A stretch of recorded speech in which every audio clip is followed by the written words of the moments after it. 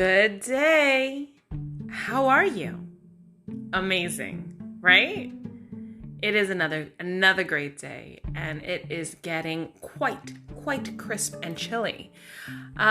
We are saying goodbye to our summertime life, but we move forward. I want to talk to you about something that's very serious for me. It's seizures. So usually during November and March, I will post so much about seizure awareness because in November, it's National Epilepsy Awareness Month, and in March is actually Seizure Awareness Day. So I always discuss these things, and I do because people are still not quite certain what to do in those situations. So I just wanted to give a little history and go over it about my life and my journey with this, and to kind of let people understand what I go through.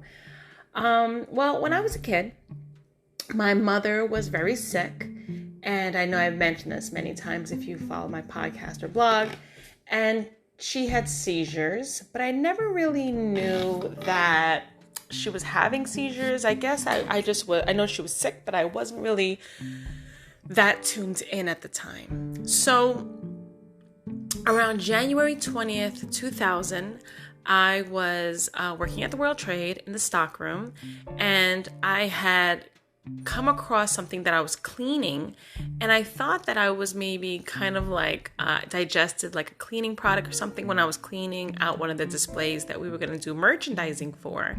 And all of a sudden I felt very strange. My tongue got numb, my right side began to get numb, and I became very disoriented, and I started crying and laughing uncontrollably. And then I kind of forgot who I was. And my managers thought I was having a stroke or I was poisoned. They really didn't know. And they sent me with ambulance with one of our managers to the hospital. And it turned out that they said, well, you had a seizure. And it blew my mind. I was like, a seizure? I've never had a seizure in my life. I was not even 20 yet. My 20th birthday was that year, March 23rd. So I couldn't believe a seizure, right? So my mom, she met me at the hospital, and we discussed it, and she had seizures, but she didn't even bring it up. So the following year, my mom passed away, and within that year, my mom passed away. She passed away that year, and she passed away April 27th, so about a month after I turned 20. But so then I kept having these seizures, and I wanted to make the point that I started them before my mom ever passed away, and that's a point that I just want to get to in a moment. But so my mom had a lot of health issues, and whenever I would go to the hospital to figure out what's going on with my seizures, like, can I get a diagnosis, they would always bring up my mom's condition. My mom was a schizophrenic. And the thing about that is sometimes the hospital would use her diagnoses to try to figure out what my diagnosis was. But I don't have schizophrenia, never had that issue. And I would constantly say they were not related. So I kept going to different doctors. And then finally I went to this doctor who was the lead epileptic doctor for New York City at the time. And he was like, oh, I don't know what you have. It's not seizures. You don't meet any of the, the diagnoses. And then we did a test where he did brain scan on me, and there was nothing listed. So there was nothing found. I mean, was there of a brain in there? Just kidding. But he was so adamant, but he always referenced my mom's chart. So then my husband and I, at a certain point, started becoming frustrated. I went to all these other neurologists in New Jersey and Pennsylvania, all over New York City, and it was always uncertain what my diagnosis was. Well, one day I went to a neurologist that was recommended for me to go to, and what had happened was I had seizures at work, on the street, in the train. Oh my gosh, so many times. And before I tell you what my big aha moment was, when I had gone to take my children to church one day, and this was a long time ago. My oldest was just turning, maybe he was 3, and my little one was 1 or 2. And we had them in the stroller, and I had the baby in my carry-on. I was all alone. My husband was not with me. He was home. And as I was walking down the street, all of a sudden I felt all my auras, and I had a complete seizure in the street, and I fell to the floor with my babies beside me. And there was a good Samaritan who saw the situation and grabbed my phone, and my son, my oldest son, for whatever reason, knew to say, call dad, because he really wasn't talking like full sentences. And my husband came, and, thank God nobody, took my children. Thank God we were safe.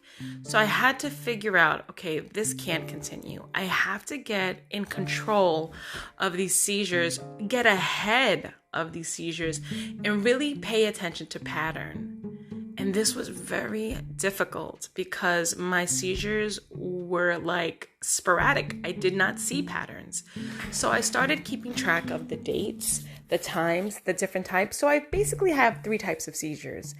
The first one is all of a sudden I get this aura and a sensation in my eye that there's something in my eye.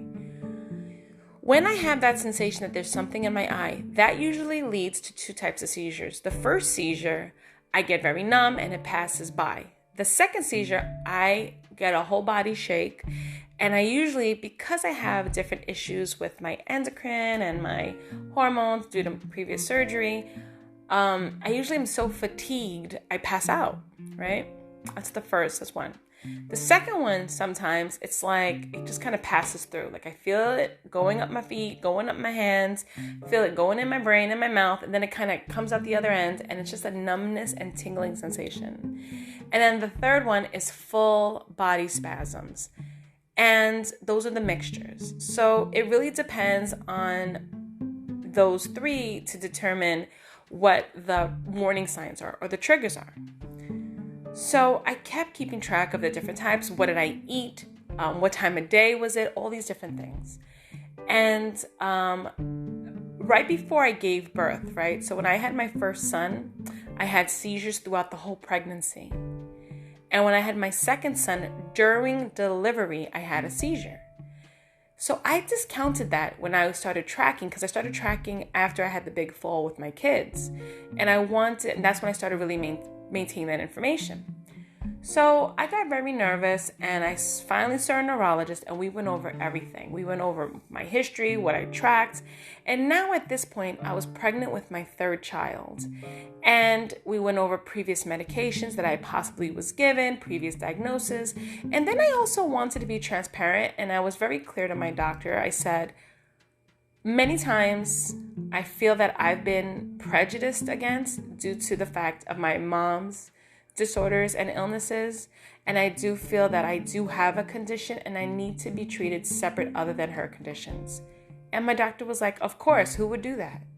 Immediately, it was refreshing. I couldn't believe it. He was actually listening to me. Then we went over my diagnoses and my brain scans, and he was like, your brain scan comes back clear. Again, is there a brain there? Just kidding. Did I have a lobotomy? I don't recall. But he was like, it's clear. He was like, but what it sounds like you're having. And this was the eye-opening event. And I hate to do this to you, but we're going to take a short break right here, and we'll be right back.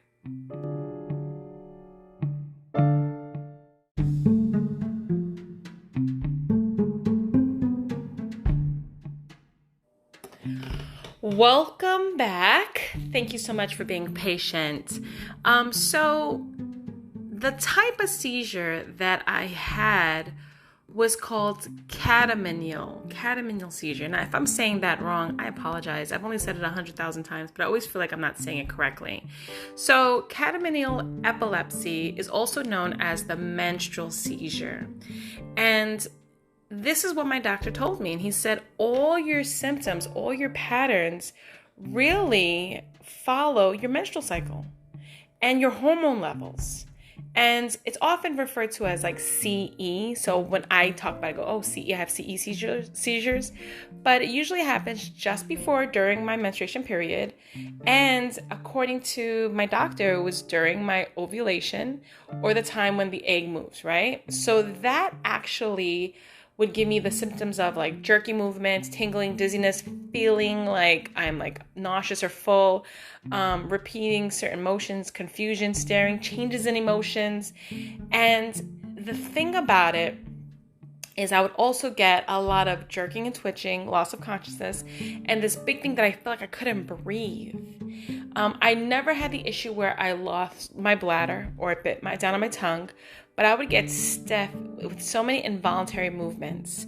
And when we did EEGs, it usually didn't show these unusual like electric activity patterns, even in the MRIs. But, some of the treatments had to do with like anti-seizure medication or things to just adjust the hormones. So one of the big things about that is I took this medicine for my hypothyroidism. And while I was on that medicine, my seizures were depleted. And my neurologist was like, well, that's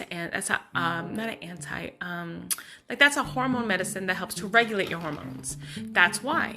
And I was like, oh my goodness, this is crazy. And then when we went over my mother, because we did talk about her illnesses, we brought up her seizures. When I told him her medicine, he was like, your mother had the same type of seizures. All these years, okay? So I had my third son when I was 35 years old. So from the time I was 19 to 35, and they kept utilizing my mother's medical records to try to see if I had a psychiatric issue like schizophrenia rather than a neurological issue like CE. They never ever took my mom's seizure history into account.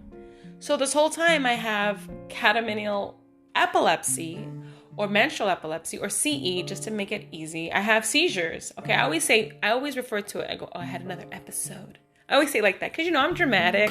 I had another episode this afternoon. That's how I talk. But so I felt so happy. Happy, right? Like, oh, you get seizures and you're happy? No. Happy that I could finally say, this is what I have. Okay? Because now I'm having a baby at that point in time. And he tells me this. I'm like, oh my God, what do I do? He was like, well, unfortunately, you're pregnant. You can't take these medicines when you're pregnant. I'm like, okay. And so I said, well, what do I do? He was like, you have to stay strong. We have to do, because I don't want you to be at risk with medicines. And when the baby comes, let's follow up, right? So what happens? Life, right? Fannytasticlife journeys. So many things happened. From changing jobs to buying a new house to having to fight with Jersey City over tax abatements. That's another. And we'll go over that in another podcast about knowing your rights, about being an owner of a property. But all these different things happened. And when we moved out here, I could not find a neurologist. Then my health insurance changed twice. And here I am. I'm stuck. I haven't seen a neurologist and now I'm 40. Okay. And I must mention, when I gave birth to my son, I had such a huge seizure that I flatlined. And they thought that I had a brain aneurysm. My husband thought I passed away. And when I woke up, he was holding the baby crying. He couldn't believe I was alive. And he was like, Fanny, you just died. And I was like, what do you mean? He's like, you had a seizure and you were gone, like you were dead. And I said, no, I'm not. I'm here. But these are eye-opening things that I said, okay, this is not a joke. It's not. And I don't treat it like a joke. I don't. Some people say, oh, Fanny, you don't take it serious. No, I do. Trust me. I do. I pay attention. And when I have the little inkling, okay, I have an aura coming. Now I know. It took all these years of self-discovery for me to even learn what my auras are. And I got to tell you, I have people in my life that, for one, my PIC, who championed for me, who would be on the train with me and would help me weather through these storms of seizures. And then she gave the reins to my husband, and my husband has literally been holding my hand through this process, just me and him, for 18 years. And, it's been crazy, right? So what do? Well, first I track my cycle. I have to. It's life or death because I can't. And now I drive. By the way, I got my driver's license at 37 and I can drive. I'm totally fine driving. Some may say I may speed. Come on, give me a break. But I'm a new driver and I'm very cautious when I drive, especially with my kids. But if I feel anything, I don't drive. I pull over. I don't even get in the car, actually. Forget about pulling over. There was once an episode where I was in Seizure and I had no idea what I was doing. So that's not a good example, but 9 out of 10, I always am in control. And sometimes I have to do something and I have to cancel. I can't go. I'm sorry, I don't feel well, because I don't want to have that experience in front of people. Also because when I have seizures, it's sometimes embarrassing. I'm laughing, I'm crying, I'm disoriented. One time someone asked me, actually, one time I was getting married to my husband, the one and the last time, the only time I was ever getting married. And the week before we were getting married, I said, I'm going to go shopping on Fifth Avenue. Okay.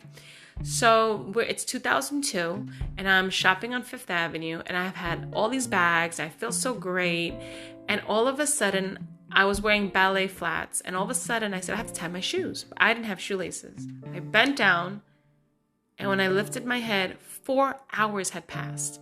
I had bent down to tie my shoes. By the way, I wasn't wearing laces at 4 o'clock. And then at 7 o'clock or 8 o'clock, I realized, oh my God, I'm in the same spot. Could you imagine in New York City, on Union Square, on 17th Street and Broadway, not one person robbed me? I gotta give props to New York City on that.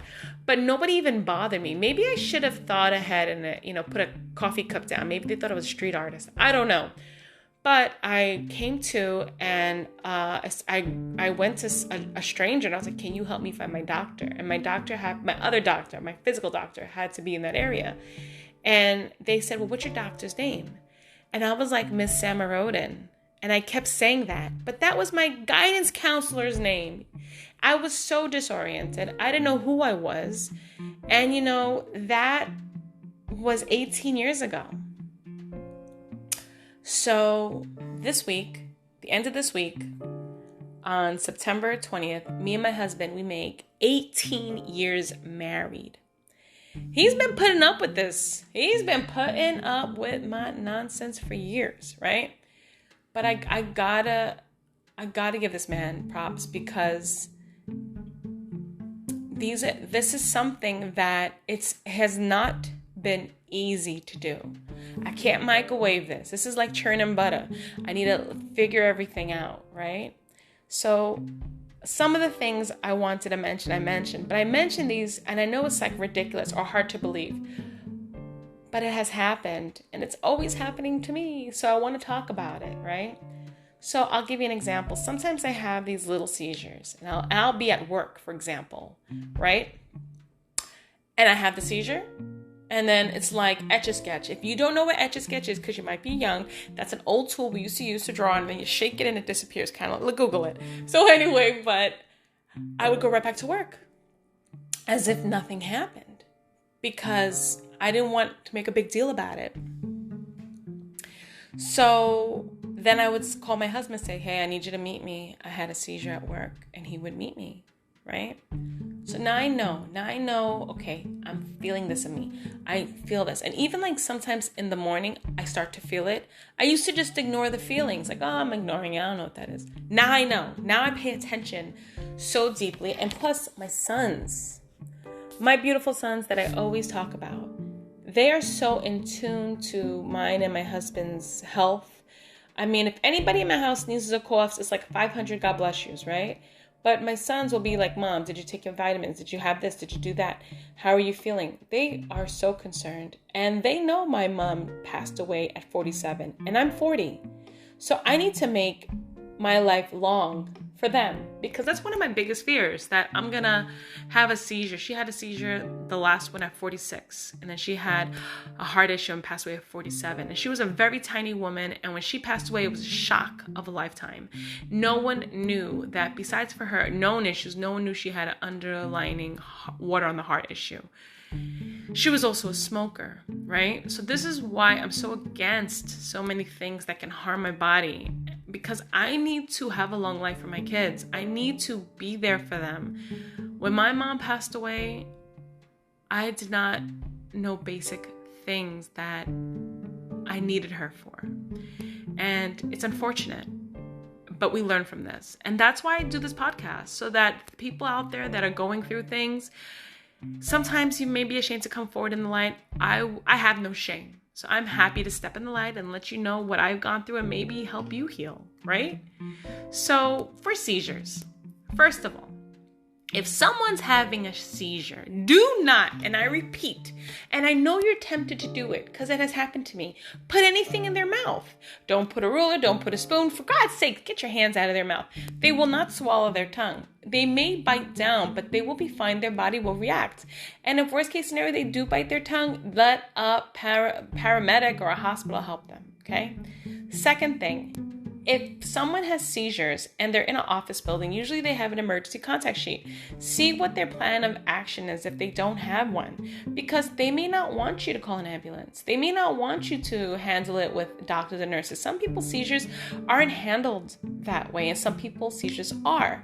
I had a seizure where the ambulance was called, but all they needed to do was contact my husband. You didn't have to, go that extra step. And I did have a plan of action. So usually when a person has a seizure, listen to them. They know how to handle it. Okay. And the other thing is, if you go by ambulance, you're taken to the emergency room, they send you home. There's nothing they can do for you there if you're not on a specific treatment, right? So that's the other thing. If you have seizures, and I'm speaking to you, you know who you are, you're going through this, have a plan of action. Talk to your family, talk to your parents, talk to your husband, talk to your wife, talk to your kids, talk to whoever can help you with your plan of action. And then you don't have to broadcast it, because seizures can be an inconvenience on your own life. You can feel kind of embarrassed, inconveniencing other people, burdening people. So if you want to, you pick a person in your job, if it's your HR, business partner, if it's your manager, if it's the security officer downstairs, whoever it is in your building that you can trust and confide in, create a business plan. It'll help you. Plan of action of what we're supposed to do when this occurs, right? And also have a backup with a neighbor or friend or family so that they can help you in case you need that type of assistance. The third thing, so we know, don't put anything in their mouth. The third thing is lay them, if the person's having a seizure and they need to lay down, don't sit them in a chair. Let them go on the floor and lay down on their left side. Because that's the other thing. Sometimes with your seizures, you forget to breathe. Can you imagine? Your body's actions, your natural voluntary and involuntary actions don't work. You don't go into autopilot. You go into disorganized pilot. So you want to lay that person on their left side so that the air can flow and they can have oxygen. And you just want to make sure nothing's blocking their airways. Now, I'm not a doctor, nurse. I did take a CPR training at one point in time and a defibrillator training, but this is just from experience and what I've learned. Also, always follow up with your own doctor to find out what the recommendations are for or your diagnosis is. Lastly, for any type of seizure, you want to make sure you have some type of support system. Now, the reason why I say that is sometimes when you're alone, you can go through a depression, sadness, and you need help and you don't know who can help you. And sometimes you talk to people and they're like, oh, you had a seizure again. And they don't get it. They just don't. It's not like you had, chicken pox. Even though it's hard to deal with chickenpox, this is something that you lose immediate capacity and you require help. And that's the other thing. It took until today. When they say I was today's years old, right? Well, I was today's years old when I decided to admit this publicly and to confront my seizure demons and talk about this openly, because I don't always speak about this because, for example, I have family members who have suffered through cancer, who have autism, who have asthma, who have AIDS, and I have done walks for them. And for the Gay Men's Health Crisis AIDS Walk for New York City in Central Park. I have done that since I was 9 years old. So up until, I guess, last year, I did it for about 31 years. I've always done that, right? I had no problem doing anything for anyone. But when it came to my seizures, for some reason, I had no voice. And this is crazy because I'm so loud about everything. So it's important. It's important that you know this information. So let's take a break. And when we come back, I'll help you find out what information you can find or you can use, okay? So stay with me and we'll be right back. Fantastic Life.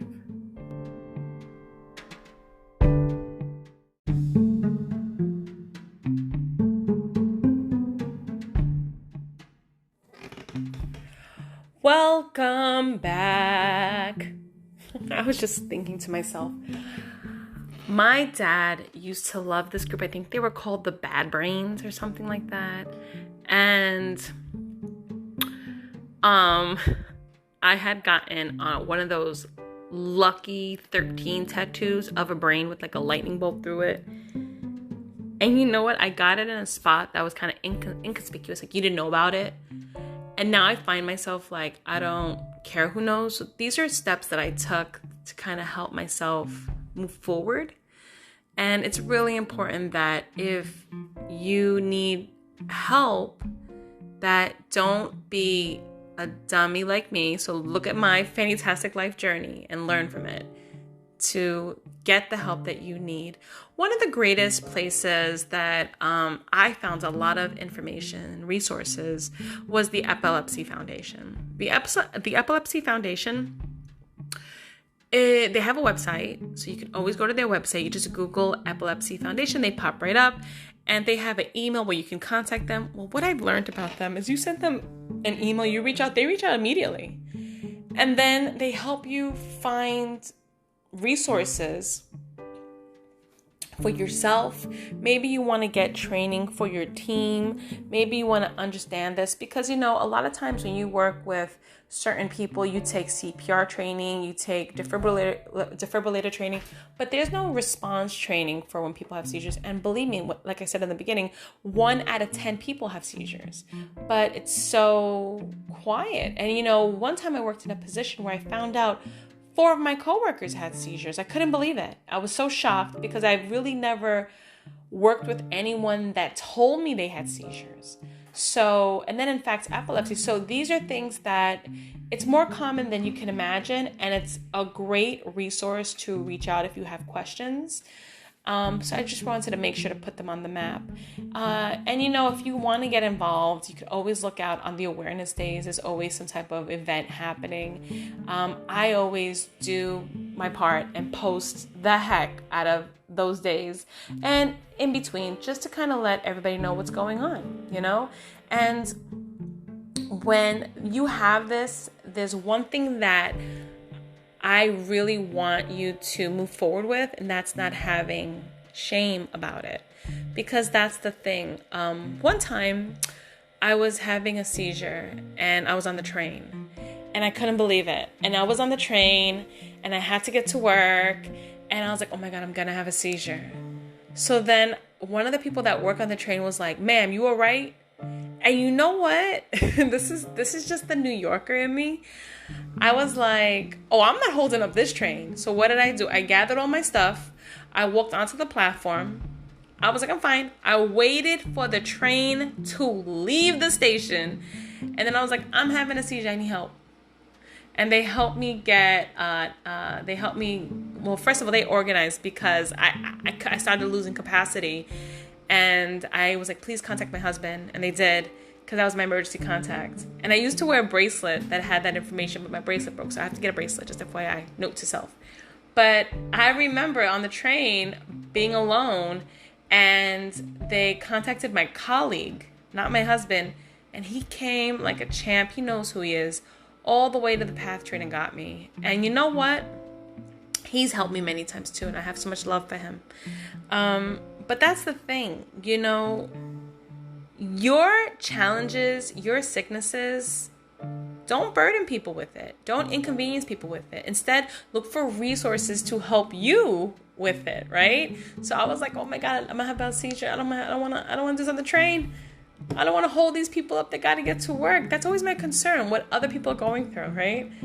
What did I do? I utilized my resources, and thankfully I was fine, right? You know, that's some of the challenges. You have to have a support system. You have to. And I can go on and on and on about seizures because I always talk about this. I've experienced this so many times where I've been to so many doctors.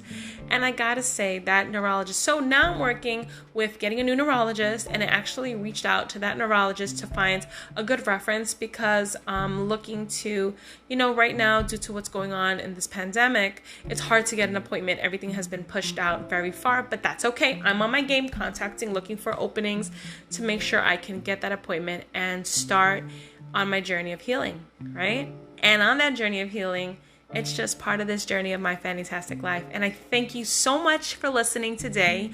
And reach out if you have any questions or if you need anything about finding great resources, or if you're looking to do anything for November Seizure Awareness Month. All right, take care and thank you so much. Bye-bye.